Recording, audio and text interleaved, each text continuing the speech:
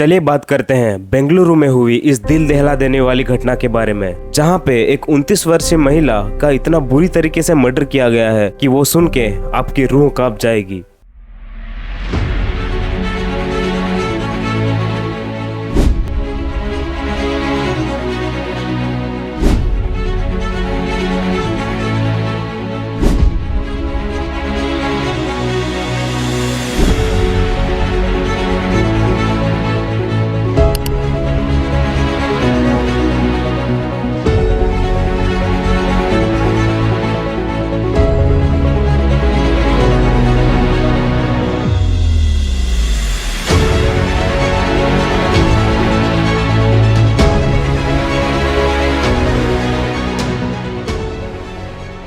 तो चलिए बात करते हैं बेंगलुरु में एक रेंटल अपार्टमेंट में रहने वाली महालक्ष्मी की। तो महालक्ष्मी एक 29 वर्षीय महिला जिसकी ऑलरेडी शादी हो चुकी थी, लेकिन कुछ कारणवश उसके हस्बैंड और वो दोनों अलग हो चुके थे। हालांकि उनके बच्चे भी थे, लेकिन फिर भी हस्बैंड का शक था कि महालक्ष्मी का एक ड्रेसर से चक्कर चल रहा है। सो इस वजह से दोनों अलग अलग रहते थे, लेकिन कभी कभी महालक्ष्मी उनके बच्चों से मिलने आती जाती रहती थी। तो चलिए सीधा पॉइंट की तरफ बढ़ते हैं। महालक्ष्मी का जिसने मर्डर किया था वो कोई और नहीं बल्कि महालक्ष्मी जिसके अंडर काम करती थी, जिनका नाम था मुक्ति राजन रॉय, उन्होंने ही इनकी हत्या की थी। तो मुक्ति राजन रॉय जो था वो महालक्ष्मी को कभी कभी पिकअप एंड ड्रॉप करने भी आता था, लेकिन 2 सितंबर को कुछ ऐसा हुआ जिसने पूरे बेंगलुरु को हिला के रख दिया। तो इस वारदात की शुरू होती है सितंबर 1 से।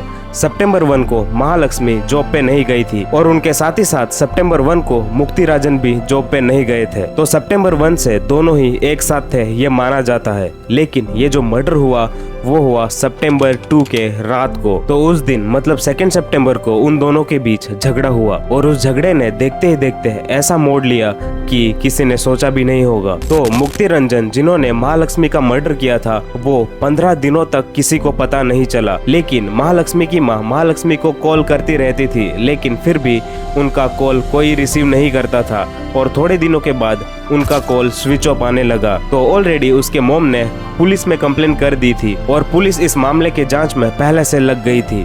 तो किसी को पता नहीं चला था कि महालक्ष्मी कहाँ है या फिर उसका मर्डर हो चुका है। और पुलिस को जिस पे शक था वो था महालक्ष्मी का फर्स्ट हस्बैंड और वो हेड जिसके अंडर महालक्ष्मी काम करती थी। तो ऑलरेडी पुलिस ने पूछताछ शुरू कर दी थी। तो तभी पुलिस को पता चल गया था कि जो हेड था जिसके अंडर महालक्ष्मी काम करती थी वही असली गुनहगार है, उसी ने महालक्ष्मी का मर्डर किया है। तो इसी दौरान कुछ 15 दिनों के बाद महालक्ष्मी के रूम से बहुत ही गंदा स्मेल आ रहा था। तो इसकी वजह से आस पड़ोस के लोगों ने पुलिस में इन्फॉर्म कर दिया और वो जांच करने लगे। और जांच के दौरान उन्होंने फ्रिज खोल के देखा और वहां पे उन्होंने जो देखा वो पहले तो यकीन करना नामुमकिन था।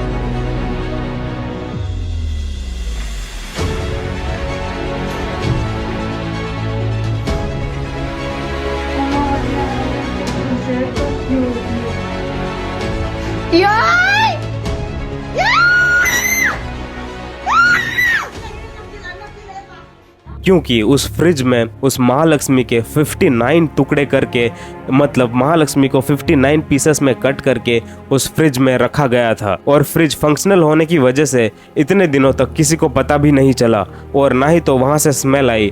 लेकिन बहुत दिनों बाद उस बॉडी में, उस पार्ट्स में मैगेट्स आ गए थे, कीड़े पड़ गए थे। इसकी वजह से बहुत ही ज़्यादा स्मेल वहाँ से आ रहा था और आजू बाजू के लोगों को पता चलने की वजह से उन्होंने पुलिस में इन्फॉर्म कर दिया और ये सब सामने आया। लेकिन इसी दौरान वो चेस भी चालू थी जहाँ पे पुलिस उस असली गुनहगार को पकड़ रहे थे। उस चेस में जब उनको पता चला कि ये जो मुक्ति राजन है ये ओडिशा में भाग गया है, तो जब ओडिशा में वहाँ पे उन्होंने इन्फॉर्म किया कि मुक्ति राजन ओडिशा में आ गया है, तो पुलिस ने 3 टीम भेजी मुक्ति राजन को पकड़ने के लिए। उस चेस के दौरान पता चला कि मुक्ति राजन ने आत्महत्या कर ली। ये अभी अभी की रिपोर्ट है कि मुक्ति राजन ने आत्महत्या कर ली। आत्महत्या की जगह पे उन्होंने एक नोट छोड़ा, जिस नोट में उन्होंने उस वारदात के बारे में डिटेली लिखा था, और तो और उनके पास से एक डायरी भी मिली। उस डायरी में भी उन्होंने उस वारदात के बारे में वो सब कुछ डिटेली लिखा था। तो उसी नोट में से जो मुक्ति राजन रॉय के पास से मिला था, उस नोट में से पुलिस को पता चलता है कि उन दोनों के बीच बहुत ही झगड़ा हुआ था, बहुत ही अनबन हुई थी, और उसी अनबन में मुक्ति राजन ने उनकी हत्या कर दी थी। तो अभी ये केस ऐसा है कि महालक्ष्मी को तो उसने बहुत ही बुरी तरीके से मौत के घाट उतार दिया, और साथ ही साथ मुक्ति राजन रॉय ने भी आत्महत्या कर ली। तो अभी सस्पेक्ट भी इस दुनिया में नहीं है, और जिसके साथ ये वारदात हुई वो भी इस दुनिया में नहीं है।